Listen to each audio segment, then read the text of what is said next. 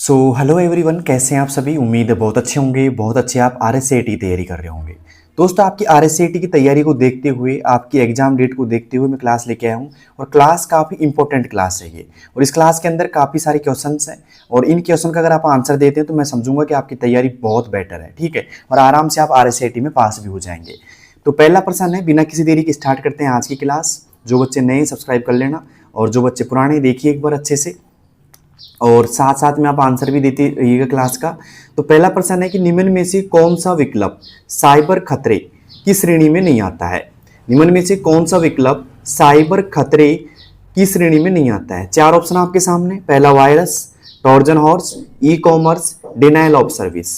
चार ऑप्शन आपके सामने दोस्तों, और चार में से कौन सा ऑप्शन यहाँ पे सही होगा जल्दी से आप कमेंट बॉक्स में बता सकते हैं मुझे कि निम्न में से कौन सा विकल्प साइबर खतरे की श्रेणी में नहीं आता है।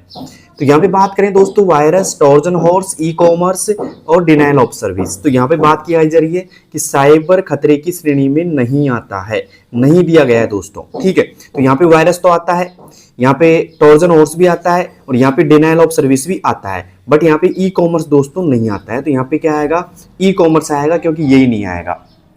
अब आप बात करोगे कि ई कॉमर्स क्या होता है सर, तो ई कॉमर्स एक तरीके से हम बात करें, ई कॉमर्स वेबसाइट वो वेबसाइट होती है जिनसे हम ऑनलाइन खरीदारी करते हैं। ऐसी वेबसाइट जहां पे हम ऑनलाइन खरीदारी करते हैं, खरीदारी करते हैं, उन्हें हम ई कॉमर्स वेबसाइट कहते हैं। जैसे बात करें, मीशो हो गया, फ्लिपकार्ट हो गया, अमेजन.com हो गया। तो ये ऐसी वेबसाइट है जिनसे हम ऑनलाइन खरीदारी करते हैं और ये ई कॉमर्स वेबसाइट कहलाती हैं। तो पहला प्रश्न सभी बच्चों का ठीक हो गया होगा। अगर सभी बच्चों का ठीक हो गया तो एक लाइक कर दीजिएगा। अब चलते हैं आज के दूसरे प्रश्न की ओर। दूसरा प्रश्न क्या है दोस्तों, ध्यान से देखिएगा कि HTTPS में प्रयुक्त एस का सही अर्थ क्या दर्शाता है। HTTPS में प्रयुक्त एस का सही अर्थ क्या दर्शाता है। सर्वर, सिक्योर, स्टैटिक या सिस्टम। देखिए दोस्तों, ऐसे प्रश्न जब आते हैं ना तो कई बार आपसे फुल फॉर्म पूछ ली जाती है, मतलब पूरा नाम पूछा जाता है कई बार तो आपसे कि बताओ इसका पूरा नाम क्या है। और ऐसे प्रश्न जो पूरा नाम पूछते हैं या फुल फॉर्म पूछते हैं, ऐसे प्रश्न 2 से 3 आपके एग्जाम में आते हैं। मतलब मान के चलो 2 प्रश्न तो ऐसे आते ही आते हैं अब तक, ठीक है। तो ऐसे प्रश्न आप गलत नहीं करके आना है। तो यहाँ पे पूछ रहा है कि HTTPS में प्रयुक्त एस जो लगा हुआ है उसका पूरा नाम क्या है। तो काफी सारे बच्चों ने तो आंसर दे दिया होगा अब तक, लेकिन मैं आपको पहले फुल फॉर्म बता देता हूं इसकी, उसके बाद में मैं आपको आंसर बताऊंगा इस प्रश्न का। तो देखिए दोस्तों, HTTPS में एस का जो अर्थ है ना भाई, पहले अपन बोलेंगे कि H फॉर होता है हाइपर। क्या होता है बच्चों, हाइपर होता है। T फॉर होता है टेक्स्ट, TEXT, और फिर T पर होता है ट्रांसफर, TRANSFER, ट्रांसफर। और यहाँ पे P फॉर होता है दोस्तों प्रोटोकॉल, PROTOCOL, प्रोटोकॉल। और S फॉर होता है दोस्तों सिक्योर। क्या होता है, सिक्योर होता है। तो यहाँ पे बात की जा रही है कि S का अर्थ क्या है बच्चों, तो S का होगा सिक्योर होगा। B option is right. क्या होगा बच्चों, बी ऑप्शन इज राइट। और कई बार परीक्षा में पूछा जाता है कि HTTPS का पूरा नाम क्या होता है। तो पूरा नाम होता है बच्चों hyper text transfer protocol secure. तो उम्मीद करता हूं दूसरा प्रश्न भी आपका सही हो गया होगा सभी बच्चों का। अब चलते हैं बच्चों तीसरे प्रश्न की ओर। तीसरा प्रश्न क्या पूछ रहा है आपसे कि ईमेल शिष्टाचार के अनुसार कौन सा व्यवहार उचित माना जाता है। ईमेल शिष्टाचार के अनुसार कौन सा व्यवहार उचित माना जाता है। पहला ऑप्शन, ऑल कैप्स का अत्यधिक उपयोग। दूसरा ऑप्शन, हर मेल में रिप्लाई ऑल का प्रयोग। तीसरा, अनावश्यक हाई प्रायोरिटी लगाना या संक्षिप्त और प्रासंगिक विषय लगाना। तो यहाँ पे ईमेल शिष्टाचार की बात की जाए दोस्तों, तो यहाँ पे आएगा एक तरीके से संक्षिप्त और प्रासंगिक विषय लिखना। डी ऑप्शन इज राइट बच्चों। क्या आएगा, डी ऑप्शन आएगा। उम्मीद करता हूं तीसरा प्रश्न भी आपका सही हो गया होगा। अब तक ऐसे कितने बच्चे हैं जिनकी हैट्रिक लग चुकी है, मतलब 3 के 3 प्रश्न एकदम सही हो चुके हैं, मुझे कमेंट बॉक्स में बताना। बताओ बच्चों कितने प्रश्न यहाँ पे सही हो चुके हैं आपके। अब चलते हैं आज के चौथे प्रश्न की ओर। चौथा प्रश्न क्या पूछ रहा है आपसे कि सूचना सुरक्षा प्रबंधन के लिए अंतरराष्ट्रीय मानक कौन सा है। सूचना सुरक्षा प्रबंधन के लिए अंतरराष्ट्रीय मानक कौन सा है। ISO 9000, ISO 14000, ISO 22000 या ISO 27001। बताइए बच्चों, सूचना सुरक्षा प्रबंधन के लिए अंतरराष्ट्रीय मानक कौन सा है। तो यहाँ पे जो सही जवाब होगा बच्चों वो होगा ISO 27000 1। ठीक है, तो यहाँ पे लगा लीजिए डी ऑप्शन पे टिक। चौथे में आएगा डी ऑप्शन ISO 27001। तो उम्मीद करता हूं ये प्रश्न भी आपका ठीक हो गया होगा बच्चों। अब चलते हैं आज के 5वें प्रश्न की ओर। 5वां प्रश्न क्या पूछ रहा है कि IT एक्ट 2000 मुख्यतः किस श्रेणी से संबंधित है? कराधान से यानी टैक्सेशन से, औद्योगिक प्रौद्योगिकी के लिए, या सूचना प्रौद्योगिकी, या शेयर बाजार। तो IT एक्ट किससे संबंधित है, किस क्षेत्र से संबंधित है? जल्दी से आप बताइएगा अगर आपने ये चैप्टर RSAT का पढ़ रखा है तो दोस्तों यहां पे आएगा सूचना प्रौद्योगिकी। Okay, C option is right. 5वें में क्या आएगा बच्चों? सी ऑप्शन आएगा। और अब तक कितने ऐसे बच्चे जिनके 5 में से 5 प्रश्न एकदम सही हो चुके हैं भाई। अब चलते हैं आज के 6ठे प्रश्न की ओर। 6ठा प्रश्न क्या पूछ रहा है आपसे कि कौन सा वायरस विशेष रूप से एंटीवायरस प्रोग्राम को प्रभावित करने का प्रयास करता है? कौन सा वायरस विशेष रूप से एंटीवायरस प्रोग्राम को प्रभावित करने का प्रयास करता है? पहला ऑप्शन वर्म, दूसरा रेट्रोवायरस, तीसरा ट्रोजन हॉर्स, या स्पाईवेयर। भाई कौन सा वायरस विशेष रूप से एंटीवायरस प्रोग्राम को प्रभावित करता है? एंटीवायरस प्रोग्राम को, तो बच्चों यहां पे आएगा रेट्रोवायरस। क्या आएगा बच्चों? रेट्रोवायरस आएगा। B option is right, retrovirus. उम्मीद करता हूं ये भी आपने सही कर दिया होगा। रेट्रोवायरस यानी कि ओके, एंटीवायरस जो प्रोग्राम को प्रभावित करता है, रेट्रोवायरस। अब चलते हैं आज के 7वें प्रश्न की ओर। 7वां प्रश्न है बच्चों, हैकर आपके कंप्यूटर में बिना अनुमति प्रवेश क्यों करते हैं? लाइक बढ़ाने के लिए, अपराध करने के लिए, हानिकारक प्रोग्राम फैलाने के लिए, या उपरोक्त सभी। तो भाई हैकर आपके कंप्यूटर में बिना अनुमति प्रवेश कैसे करते हैं, क्यों करते हैं भाई? तो उसका एक रीजन है यहाँ पे, लाइक बढ़ाने के लिए भी है भाई साहब, अपराध करने के लिए भी, और हानिकारक प्रोग्राम फैलाने के लिए भी। मतलब तीनों ऑप्शन सही है, तो यहाँ पे आएगा उपरोक्त सभी। किन किन बच्चों ने डी ऑप्शन टिक किया जल्दी से बताइएगा मुझे। 7वें में आएगा डी ऑप्शन इज राइट। अब चलते हैं दोस्तों आज के 8वें प्रश्न की ओर। 8वां प्रश्न है, यदि आपको ऐसा ईमेल प्राप्त होता है जिसमें यूजर नेम और पासवर्ड मांगा गया हो तो आपको क्या करना चाहिए?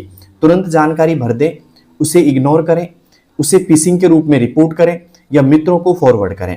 ऐसा प्रश्न आपके मतलब कई बार पूछ भी लिया गया है, तो ये इंपॉर्टेंट प्रश्न मान के चलो, ऐसा प्रश्न आ जाता है कई बार।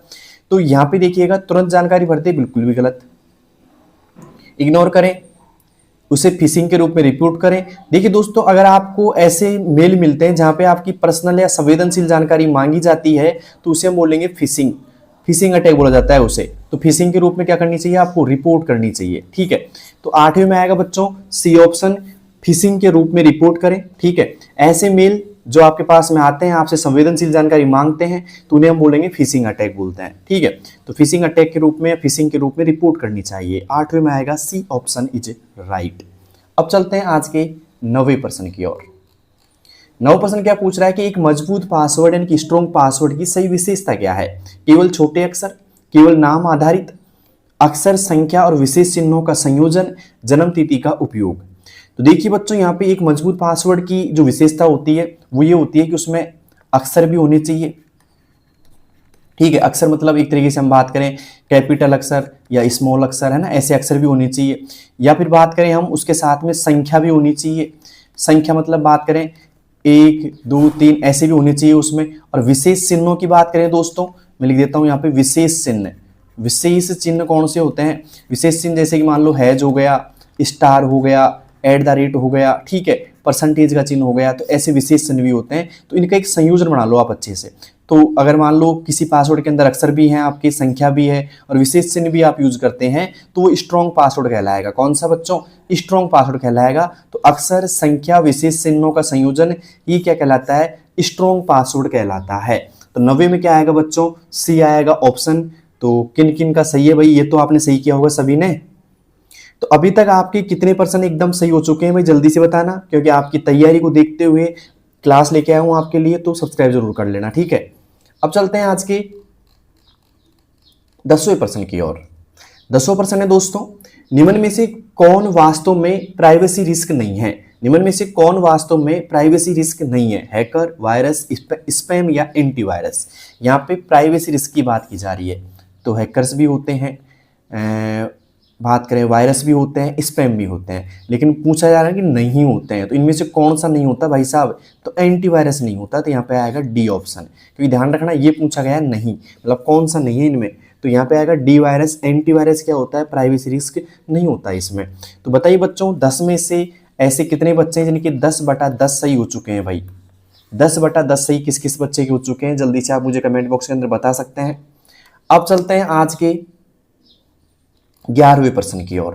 लेकिन 11वां प्रश्न पढ़ने से पहले एक बात बताना चाहूंगा मैं आपको, आपकी जो परीक्षा होगी उसमें कई बच्चे पूछते कितने प्रश्न आएंगे, तो प्रश्नों की संख्या होगी भाई 35। कितनी होगी, 35 होगी प्रश्नों की संख्या, ठीक है। और साथ में जो आपको समय मिलेगा भाई साहब, समय मिलेगा आपको 1 आवर का, मतलब 1 घंटे का आपको समय मिलेगा। और बात करें दोस्तों समय के साथ साथ में जो प्रत्येक पर्सन आपका रहेगा, तो 35 × 2 कर लेंगे हम, क्योंकि 2 नंबर का 1% रहता है, तो 70 नंबर का आपका पेपर रहेगा, ठीक है। और पास होने के लिए आपको चाहिए दोस्तों, पास होने के लिए 14% यानी कि 28 मार्क्स आ जाने चाहिए। तो जिन बच्चों के 14% सही है वो क्या हो जाएंगे दोस्तों, पास हो जाएंगे, ठीक है। अब बात करें कि निम्न में से कौन सा फॉर्मूला केवल उन सेल्स का योग करेगा जिनमें मान 50 से अधिक है, मतलब सीधी सी बात है कि इनमें से कौन सा फॉर्मूला ऐसा है जो केवल उन सेलों का योग करेगा, क्या करेगा दोस्तों, योग करेगा, यानी कि जोड़ेगा जिनमें मान 50 से अधिक है। मतलब एक कंडीशन दे दी जाती है आपको कि भाई उनको ही जोड़ना है जिन संख्याओं की वैल्यू 50 से ज्यादा है। तो भाई सम तो क्या करेगा, बाय डिफॉल्ट जोड़ेगा सही, लेकिन ये सभी को जोड़ता है, ये सभी का योग करेगा, ये क्या करेगा बच्चों, सभी का योग करेगा। सम इफ की बात की जाए तो सम इफ ये रेंज दे दी और ये कर दिया कि भाई उन्हीं को जोड़ना है जिनका 50 है, तो यहाँ पे आएगा बी ऑप्शन इज राइट, ठीक है। तो ये शर्तों के आधार पे जोड़ता है। सम इफ क्या करता है दोस्तों, शर्तों के आधार पर योग करेगा, ठीक है। काउंट इफ क्या करेगा, शर्तों के आधार पे गिनेगा। एवरेज इफ क्या करेगा, शर्तों के आधार पर औसत निकालेगा। तो यहाँ पे क्या आएगा सही ऑप्शन, शर्तों के आधार पर योग निकालने की बात की जा रही है, तो सम इफ का लगेगा फॉर्मूला दोस्तों। किसका लगेगा बच्चों, सम इफ का लगेगा, ठीक है, सम इफ। ओके, क्लियर यहाँ तक का, उम्मीद करता हूं समझ में आ गया होगा। मैं लिख देता हूं, यहाँ पे देखो मैं लिख देता हूं एक तरीके से, सम इफ क्या काम करता है, सम योग करता है, क्या करता है, योग करता है। सम इफ क्या करेगा बच्चों, सम इफ करेगा शर्तों के आधार पर योग, शर्तों के आधार पर योग करेगा, आधार पर योग करेगा, ठीक है। एक करेगा काउंट, काउंट क्या काम करता है, गिनने का काम करता है। किसका दोस्तों, गिनने का काम करता है। लेकिन जब काउंट इफ आ जाता है, साथ में काउंट इफ आ जाता है, तो क्या करता है वो, शर्तों के आधार पर गिनेगा, शर्तों के आधार पर गिनेगा, ओके, गिनेगा, काउंट करेगा एक तरीके से ना। और एक आता है एवरेज, AVERAGE, एवरेज का क्या काम करता है, औसत निकालने का काम करता है। याद रखना दोस्तों, औसत निकालता है एवरेज का। बट एवरेज इफ क्या करता है, बताइए सभी बच्चे कमेंट में, एवरेज इफ क्या करेगा, एवरेज इफ क्या करेगा, शर्तों के आधार पर औसत निकालेगा, शर्तों के आधार पर औसत निकालेगा। तो एक बार सभी बच्चे लिख लेना इस चीज को, क्योंकि काफी इंपॉर्टेंट है और एक तरीके से कई बार एग्जाम में पूछ ली जाती है। ओके, तो ध्यान रखना, सम क्या करेगा, योग करेगा। सम इफ क्या करेगा, शर्तों के आधार पर योग करेगा। काउंट क्या करेगा, गिनने का काम करता है। काउंट इफ क्या काम करेगा, शर्तों के आधार पर गिनेगा। एवरेज क्या करेगा, औसत निकालेगा। लेकिन एवरेज इफ क्या करेगा, एवरेज इफ की बात करें दोस्तों, यहाँ पे एवरेज इफ क्या करेगा, शर्तों के आधार पर औसत निकालेगा, ठीक है। इफ और लगा लेना इसमें। अब चलते हैं दोस्तों आज के अगले प्रश्न की ओर। उम्मीद करता हूं ये प्रश्न आपको अच्छी समझ में आ गया होगा, 11वां। अब चलते हैं आज के 12वें प्रश्न की ओर। 12वां सामने स्क्रीन पे है कि इफ A1 बड़ा है 50 से तो पास, अन्यथा फेल। यदि A1 बराबर 50 हो तो आउटपुट क्या होगा। तो यहां पे इसका मतलब क्या हो गया, A1 एक लॉजिक दिया है कि आपका, देखो लॉजिक ये है A1, ठीक है, बड़ा है 50 से, तो इसको क्या बोलेंगे हम कि A1 बड़ा है 50 से, A1 बड़ा है 50 से। तो अब मुझे बताओगे जिस सेल के अंदर 50 से है, तो 50 के 50 से बड़ा है क्या भाई, 50 के 50 से बड़ा है क्या, तो 50 से बड़ा नहीं है। 50 A1 भाई मैं बोलूं 50 बराबर 50 है, बड़ा नहीं है, तो ये कंडीशन फॉल्स हो गई यहाँ पे। तो यहाँ पे आएगा फेल। क्या आएगा बच्चों, फेल आएगा। तो यहाँ पे आएगा बी ऑप्शन इज राइट। 12वीं में क्या आएगा बच्चों, बी ऑप्शन आएगा। अगर A1 में 51 होता या 50.40 होता है, कुछ भी होता, पॉइंट ऊपर भी होता थोड़ा बहुत भी, तो हम क्या कर देते, उसको पास कर देते, ठीक है। अब चलते हैं आज के अगले प्रश्न की ओर। अगला प्रश्न है हमारे पास में कि एक्सेल में वीलुकअप का उपयोग किसके लिए किया जाता है। एक्सेल में वीलुकअप का उपयोग किसके लिए किया जाता है भाई। डेटा को सॉर्ट करने के लिए, टेक्स्ट फॉर्मेटिंग के लिए, चार्ट बनाने के लिए, किसी वैल्यू को वर्टिकली सर्च करने के लिए। अगर आपने एक्सेल में वीलुकअप फंक्शन पढ़ रखा हो अच्छे से तो अब मुझे बताइए क्या होगा इसका सही जवाब। क्या वीलुकअप क्या काम आता है भाई। तो यहाँ पे एक्सेल में वीलुकअप का उपयोग किस लिए किया जाता है, तो डेटा सॉर्ट करने के लिए नहीं, टेक्स्ट फॉर्मेटिंग के लिए नहीं, चार्ट बनाने के लिए नहीं, तो यहाँ पे आएगा किसी वैल्यू को वर्टिकली सर्च करने के लिए। किसी वैल्यू को वर्टिकली सर्च करने के लिए काम आता है। 13वें में आएगा बच्चों डी ऑप्शन इज राइट। उम्मीद करूंगा सभी बच्चों का यहाँ पे सही हो गया होगा।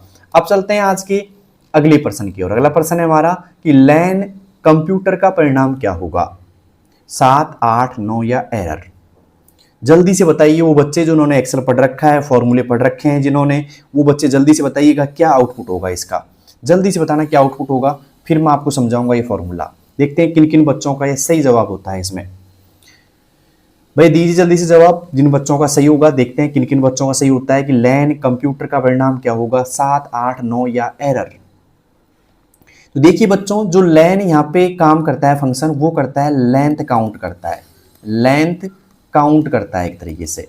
अब लेंथ काउंट कैसे करेगा कि भाई लेन लग गया तो बताइए यहाँ पे कंप्यूटर में कितने अक्षर है, तो अक्षरों की लेंथ यहाँ पे काउंट कर लेगा। तो हम बात करें 1, 2, 3, 4, फिर पी 5, 6, 7, 1 मिनट रुको, 1, 2, 3, पी 4, यू 5, टी 6, 7 और 8 है। यहाँ पे कितने बच्चों, 8 तक संख्या है भाई। COMPUTER कितने, 8 अक्षर हैं ये। तो यहाँ पे आएगा 8। कितना आएगा बच्चों, 8 आएगा। तो एक क्वेश्चन में देता हूँ आपको बताना, डायरेक्टली ऑप्शन नहीं दूंगा उसमें मैं। इक्वल LEN, लैन ब्रैकेट चालू, ठीक है, यहाँ लगा दिया मैंने इन्वर्टेड कॉमा। तो यहाँ पे मैंने कर दिया जैसे कि कंप्यूटर नहीं किया मैंने, डोसा किया, DAUSA डोसा, ठीक है। और ये मैंने इसको बंद कर दिया, अब ब्रैकेट बंद कर दिया। तो बताइए इसमें क्या आउटपुट होगा दोस्तों। यहाँ पे क्या करेगा ये, आप बताओ क्या आउटपुट होगा भाई। लेंथ गिनो इनकी भी, तो 1, 2, 3, 4, 5। तो यहाँ पे आउटपुट क्या होगा बच्चों, 5 होगा। एक और क्वेश्चन कराता हूँ जो डिफिकल्ट रहेगा आपके लिए थोड़ा सा। मैं लगाता हूँ यहाँ पे इक्वल LEN, लैन ब्रैकेट चालू, मैं इन्वर्टर को मैं लगाता हूँ, मैं लिखता हूँ यहाँ पे 45 + 10 और ये बंद कर दिया मैंने। बताओ इसका क्या आउटपुट होगा। ऑप्शन देता हूं मैं आपको। ए ऑप्शन दे दिया मैंने 55, बी ऑप्शन दे दिया मैंने यहाँ पे 50, सी ऑप्शन रख दिया मैंने आपके सामने 45 और डी ऑप्शन रख दिया मैंने यहाँ पे आपके पास में 5। बताइए दोस्तों क्या होगा इसका सही जवाब। लैन 45 + 10 जो भी फॉर्मूला लगा हुआ है, तो आप बताओ क्या आउटपुट होगा। देखते हैं किन किन बच्चों का सही जवाब आता है भाई, कौन कौन समझ चुके हैं लैन का फॉर्मूला। तो पता होना चाहिए दोस्तों आपको, लैन क्या करता है, लेंथ काउंट करता है, ठीक है। तो यहाँ पे बात करें तो ये ऐसे नहीं करेगा, 45 + 10 नहीं करेगा, क्योंकि वो कब करता है, जब सम लगा होता है यहाँ पे। तो यहाँ पे देखो जब इन्वर्टर कोमा किसी वैल्यू में लगे तो टेक्स्ट बन जाता है। ये क्या बन जाता है, टेक्स्ट बन जाता है। और यहाँ पे टेक्स्ट गिनेंगे तो 1, 2, यहाँ पे प्लस भी काउंट होगा, 3, 4 और 5। तो यहाँ पे आउटपुट क्या आएगा बच्चों, 5 आएगा। तो यहाँ पे आएगा डी ऑप्शन इज राइट, 5। उम्मीद करता हूं लैन का फंक्शन आप समझ गए होंगे, ठीक है। अब चलते हैं दोस्तों आज के अगले प्रश्न की ओर। अगला प्रश्न है हमारे पास में 15वां यहाँ पे कि कौन सा फॉर्मूला गलत है। कौन सा फॉर्मूला गलत है, सम, ठीक है, एवरेज, ऐड या मैक्स। तो देखिए दोस्तों यहाँ पे गलत की बात की जा रही है। किसकी बात की जा रही है, गलत कौन सा है। तो देखो यहाँ पे सम का जो फंक्शन होता है भाई साहब, ये तो क्या करेगा, एक तरीके से जोड़ने के लिए काम आता है, ठीक है, या बात करें योग करने के लिए काम आता है, टोटल करने के लिए काम आता है। एवरेज का क्या काम आता है, औसत निकालने के लिए। तो दोनों ही सही है भाई, दोनों ही गलत नहीं है। ये तो औसत निकालने के लिए है ना, निकालने के लिए। मैक्सिमम का जो फंक्शन होता है अधिकतम वैल्यू के लिए काम आता है, अधिकतम वैल्यू निकालने के लिए, VALU निकालने के लिए, ओके।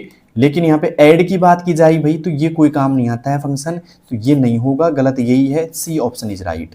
15वें में क्या आएगा बच्चों, सी आएगा कि ऐड का फंक्शन कुछ भी काम नहीं करता है, ठीक है। तो बताइए आपके इन 15 प्रश्नों में से कितने ऐसे प्रश्न हैं जो एकदम सही हो चुके हैं। बताइए बच्चों, आपके इन 15 प्रश्नों में से ऐसे कितने प्रश्न हैं जो एकदम सही हो चुके हैं। क्लास आपको कैसी लग रही है, समझ में आ रही है, बोरिंग लग रही है, जल्दी से आप कमेंट बॉक्स में बता सकते हैं मुझे। और इस क्लास को उन सभी बच्चों के पास शेयर जरूर करो जिनकी RSCAT की एग्जाम है, ठीक है। और जिन्होंने अभी तक कुछ भी नहीं पढ़ा ना, वो शेयर करो, ठीक है, क्योंकि मैं काफ़ी इंपॉर्टेंट क्लास लेके आऊँगा आपके लिए, ठीक है, जो आपको एग्जाम में काफ़ी हेल्प करेगी, ठीक है। अब चलते हैं आज के अगले प्रश्न की ओर। अगला प्रश्न है कि एमएस वर्ड में मेल मर्ज का मुख्य उपयोग क्या है। एमएस वर्ड में मेल मर्ज का मुख्य उपयोग क्या है। डॉक्यूमेंट डिजाइन के लिए, स्पेल चेक करना, पेज सेटअप या ब्लॉक लेटर भेजना। तो भाई मेल मर्ज क्या काम करता है, सीधी सी बात बताऊं मैं आपको, मेल मर्ज करता है एक साथ बहुत सारे, है ना, बहुत सारे व्यक्तियों को पत्र भेजना। मतलब जब आप चाहते हो कि एक साथ बहुत सारे लोगों को पत्र भेजा जाए तो आप किसका उपयोग करेंगे, मेल मर्ज का करेंगे। आपने किया भी होगा, अगर आपने एमएस वर्ड पढ़ रखा होगा तो मेल मर्ज का टॉपिक भी आपने पढ़ा होगा, और उसमें मैंने बताया था एक तरीके से एक साथ बहुत सारे व्यक्तियों को पत्र भेजना, ठीक है। तो यहाँ पे क्या आएगा, डॉक्यूमेंट डिजाइन नहीं होगा, स्पेल चेक नहीं होगा, पेज सेटअप भी नहीं होगा, ब्लैंक लेटर भेजना। डी ऑप्शन इज राइट बच्चों, 16 में क्या आएगा, डी ऑप्शन आएगा, ठीक है। अब चलते हैं आज की 17वें प्रश्न की ओर। 17वां है कि कंट्रोल प्लस एंटर का उपयोग किसके लिए किया जाता है। कंट्रोल प्लस एंटर का उपयोग किसके लिए किया जाता है। लाइन ब्रेक के लिए, पेज ब्रेक के लिए, कॉपी या पेस्ट के लिए। तो कंट्रोल एंटर की बात की जा रही है यहाँ पे। क्या आपने कभी कंप्यूटर में कंट्रोल एंटर का प्रयोग किया है? अगर किया है तो क्या आउटपुट देता है, जल्दी से आप बताइए कमेंट बॉक्स के अंदर सभी बच्चे। देखते हैं किन किन बच्चों का आंसर सही होता है। और जिन बच्चों के RSCET के एग्जाम में सब्सक्राइब कर लेना, क्योंकि सारे आपको लेटेस्ट अपडेट और लेटेस्ट क्लास तभी आपको मिल पाएगी जब चैनल सब्सक्राइब होगा। तो जल्दी से कीजिए सब्सक्राइब सभी बच्चे, जिससे आपको बेनिफिट मिल सके।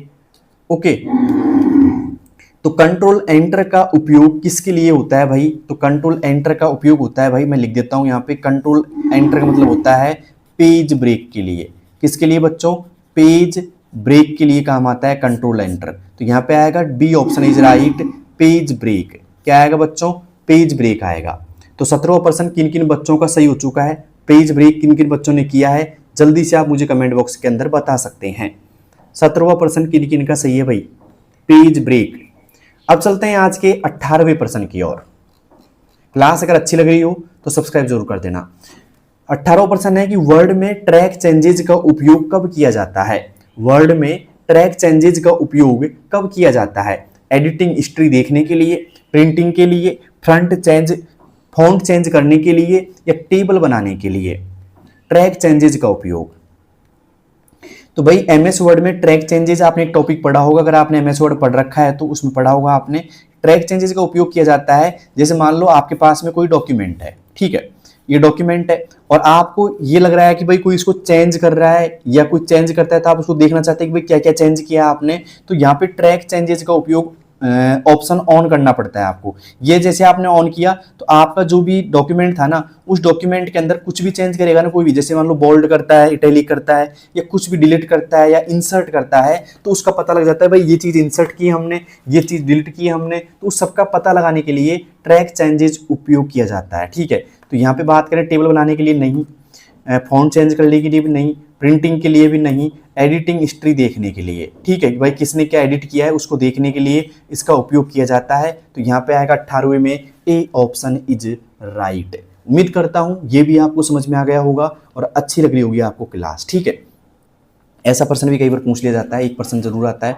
एमएस वर्ड के कम से कम 4 से 5 प्रश्न पूछे जाएंगे आपसे एग्जाम के अंदर, ये मान के चलो 4 से 5 प्रश्न पक्का मिलेंगे आपको। और टोटल प्रश्न कितने मिलेंगे, 35 मिलते हैं, ठीक है। अब चलते हैं दोस्तों आज के 19वें प्रश्न की ओर। 19वां पूछ रहा है आपसे कि पावर पॉइंट में स्लाइड शो शुरू करने की शॉर्टकट की क्या है।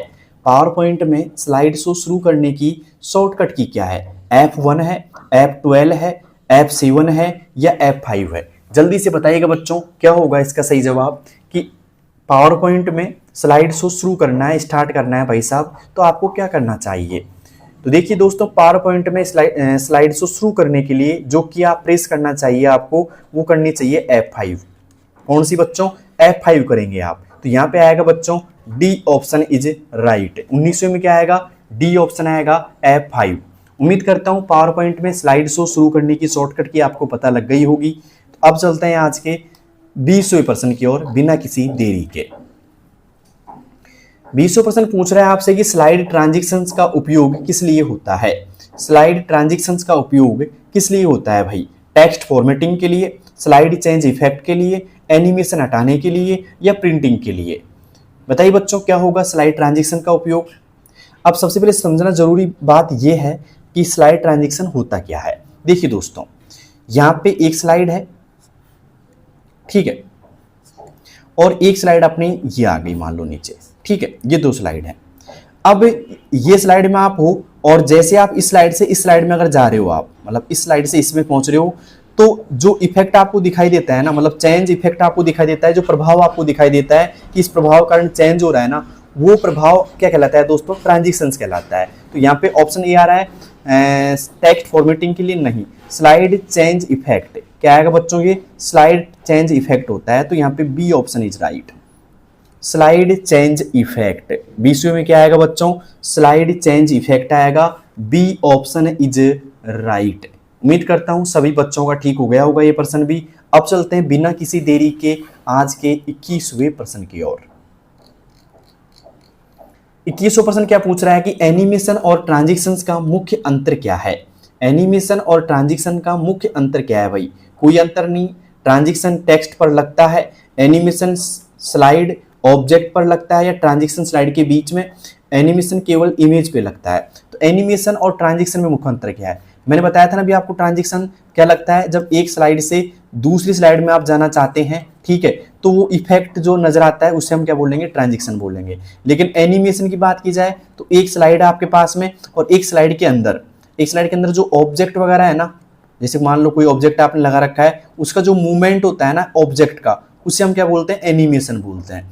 तो यहाँ पे आ रहा है एनिमेशन स्लाइड के ऑब्जेक्ट पे लगता है, बिल्कुल सही बात है। ट्रांजिशन स्लाइड के बीच में लगता है, दो स्लाइडों के बीच में लगता है ट्रांजिशन। तो यहाँ पे आएगा सी ऑप्शन इज राइट। क्या आएगा बच्चों 21वें में? सी ऑप्शन आएगा, एनिमेशन स्लाइड ऑब्जेक्ट पे लगता है और ट्रांजिशन स्लाइड के बीच में लगता है, ठीक है। उम्मीद करता हूं 21वां प्रश्न आप सभी का सही हो चुका होगा, और आपके 21 प्रश्नों में से कितने ऐसे प्रश्न हैं जो एकदम सही हो गए बिना किसी तुक्के के, ठीक है। अब चलते हैं आज के 22वें प्रश्न की ओर। 22वां प्रश्न पूछ रहा है, सामने पढ़ लिया होगा आपने, तो पावर पॉइंट में स्लाइड मास्टर का उपयोग क्यों किया जाता है? पावर पॉइंट में स्लाइड मास्टर का उपयोग क्यों किया जाता है भाई? केवल एक स्लाइड डिजाइन के लिए, सभी स्लाइड पर एक जैसा डिजाइन लागू करने के लिए, एनिमेशन के लिए, या ऑडियो जोड़ने के लिए? बताइए बच्चों क्या होगा इसका सही जवाब कि पावर पॉइंट में स्लाइड मास्टर का उपयोग क्यों किया जाता है। तो बच्चों पावर पॉइंट में स्लाइड मास्टर का जो उपयोग किया जाता है ना, केवल एक स्लाइड डिजाइन के लिए नहीं, सभी स्लाइड पर एक जैसा लेआउट या डिजाइन लागू करने के लिए, ठीक है। B option is right. क्या आएगा बच्चों? बी ऑप्शन आएगा, सभी स्लाइड पर एक जैसा डिजाइन लागू करने के लिए किया जाता है, ठीक है, एनिमेशन के लिए नहीं, ऑडियो के लिए नहीं, ठीक है। अब चलते हैं आज के 23वें प्रश्न की ओर। सामने आ चुका है 23वां प्रश्न, और बताइए क्या होगा इसका सही जवाब। कौन सा विकल्प प्रेजेंटेशन को ऑटोमेटिक चलाने के लिए उपयोग होता है?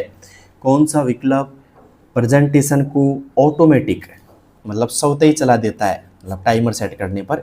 स्लाइड सॉर्टर नहीं, नोट पेन नहीं, डिजाइन टैब नहीं, रियस टाइमिंग आएगा बच्चों। क्या आएगा? रियस टाइमिंग आएगा। D option is right. कौन सा विकल्प प्रेजेंटेशन को ऑटोमेटिक चलाने के लिए उपयोग होता है? रियस टाइमिंग होता है बच्चों। क्या होता है? रियस टाइमिंग होता है। 23वें में क्या आएगा बच्चों? डी ऑप्शन आएगा। अब चलते हैं आज के 24वें प्रश्न की ओर। 24वां है दोस्तों, लेफ्ट एक्सल, और यहाँ पे आ रहा है 3 का परिणाम क्या होगा? EXE, CEL यानी कि सेल, एक्सल या एरर? क्या आएगा बच्चों इसका सही जवाब? अब इसका सही जवाब देने से पहले आपको पता होना चाहिए कि लेफ्ट का जो फंक्शन है वो क्या काम करता है। बताइए दोस्तों जल्दी से, जिन जिन बच्चों ने एक्सेल में फॉर्मूला पढ़ रखे हैं ना, वो बच्चे इसका जवाब दे सकते हैं आराम से। तो बताइए बच्चों क्या होगा यहाँ पे 24वें का सही जवाब? लेफ्ट एक्सल 3 का परिणाम क्या होगा? तो दोस्तों बता देता हूं मैं आपको, लेफ्ट का जो फंक्शन होता है लेफ्ट साइड से अक्षर काउंट करता है एक तरीके से, कि भाई 3 अक्षर तक का रिजल्ट चाहिए मुझे लेफ्ट से। तो देखो एक्सल जो लिखा है ना, तो ये तो हो गया राइट वाला हिस्सा इसका, और ये हो गया लेफ्ट वाला हिस्सा। तो लेफ्ट से 3 अक्षर क्या हो गए? तो यहाँ पे लेफ्ट मतलब होता है कि लेफ्ट साइड जो ये है ना, इससे 3 अक्षर पढ़ने हैं मुझे, तो EXEC। तो यहाँ पे आ जाएगा EXC। A option is right. 24वें में क्या आ जाएगा बच्चों? EXC आ जाएगा। उम्मीद करता हूं समझ गए होंगे आप। अब जैसे मान लो एक और क्वेश्चन देता हूं मैं आपको, इक्वल LEFT लेफ्ट, LEFT है ना लेफ्ट, ब्रैकेट चालू, मैं करता हूं यहाँ पे COMPUTER, कंप्यूटर कर देता हूं मैं यहाँ पे, और मैं कॉमा लगा के कर देता हूं 5। तो बताइए क्या आंसर होगा इसका। अगर मैंने यहाँ पे 5 लिखा तो बताइए क्या होगा लेफ्ट 5 का, जल्दी से बताइएगा क्या आउटपुट होगा। ठीक है, मैं और लिख देता हूँ आउटपुट एक बार। जैसे मैंने लिख दिया ए ऑप्शन में COMP, बी लिख दिया मैंने UTERC, और मैंने कर दिया यहाँ पे सी ऑप्शन में कर दिया बच्चों COMPU। ठीक है, और एक कर दिया मैंने यहाँ पे डी ऑप्शन दे दिया मैंने आपको अलग से MPUTE,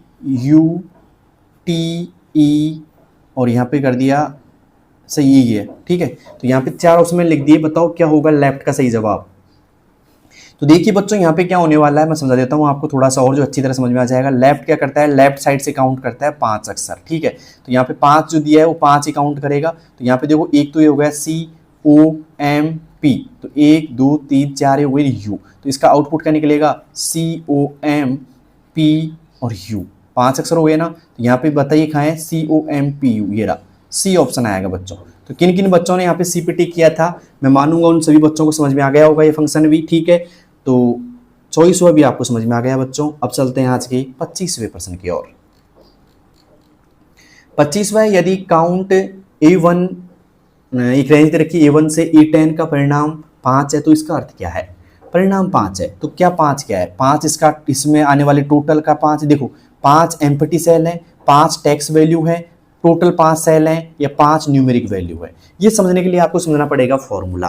ठीक है, तो देखिए दोस्तों 5 एम्प्टी सेल है, देखो मैं बता रहा हूँ आपको काउंट का क्या करता है, काउंट क्या करता है, खाली सेल नहीं गिनता है, ये करता है दोस्तों यहाँ पे न्यूमेरिक वैल्यू है ना, न्यूमेरिक वैल्यू गिनता है, ये न्यूमेरिक वैल्यू काउंट करता है। ठीक है, तो यहाँ पे क्या आएगा 5 न्यूमेरिक वैल्यू है। ठीक है, तो आ गया समझ में। 5 एम्प्टी सेल के अगर काउंट करने की बात की जाती तो यहाँ पे बात करते हैं हम क्या, काउंट ब्लैंक का यूज होता। किसका होता बच्चों, काउंट ब्लैंक का फॉर्मूला यूज होता। ठीक है, काउंट ब्लैंक क्या करता है, खाली सेल गिनता है। ठीक है, तो उम्मीद करता हूँ यहाँ पे डी ऑप्शन पे टिक कर लिया होगा और 25 में से आपके 25% भी सही हुए होंगे। तो बताइए कमेंट बॉक्स के अंदर कि आपके कितने पर्सन ऐसे हैं जो एकदम सही हो चुके हैं, जो प्रश्नों का आंसर आपको पहले से आता था। और आज हम चलते हैं आज के अंतिम सवाल की ओर।